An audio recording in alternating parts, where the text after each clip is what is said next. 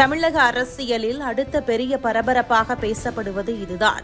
தாவேகா தலைமையிலான ஆட்சியில் விசிக பங்கேற்குமா என்ற கேள்வி ஏற்கனவே அரசியல் வட்டாரத்தில் ஓடிக்கொண்டிருக்கிறது.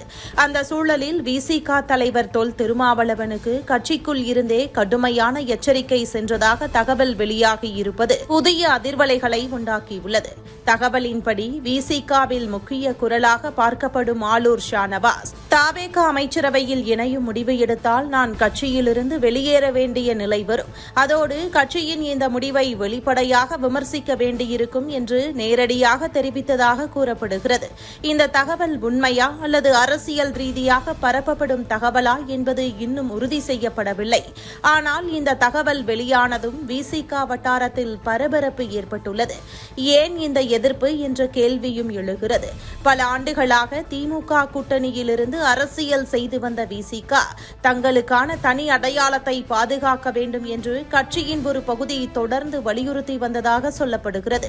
குறிப்பாக தேர்தலுக்கு பிறகு ஏற்பட்டுள்ள புதிய அரசியல் கணக்கில் அவசரமாக முடிவு எடுத்தால் அது கட்சியின் அடிப்படை வாக்காளர்களிடம் தவறான செய்தியை கொண்டு செல்லும் என்ற அச்சமும் இருப்பதாக தெரிகிறது. மற்றொரு தரப்பு என்ன சொல்கிறது தெரியுமா? அதிகாரத்தில் பங்கு பெறுவது அரசியல் வளர்ச்சிக்காக அவசியம்.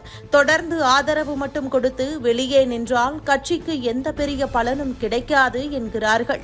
அமைச்சரவையில் இடம் கிடைத்தால் அதை பயன்படுத்தி கட்சியின் வளர்ச்சியை உறுதி செய்ய வேண்டும் என்கின்ற கருத்தும் உள்ளதாக சொல்லப்படுகிறது. இதனால் தற்போது விசிகவில் இரண்டு விதமான கருத்துக்கள் மோதிக்கொண்டிருப்பதாக அரசியல் பார்வையாளர்கள் கூறுகின்றனர். ஒரு பக்கம் கொள்கை, மற்றொரு பக்கம் அதிகார வாய்ப்பு.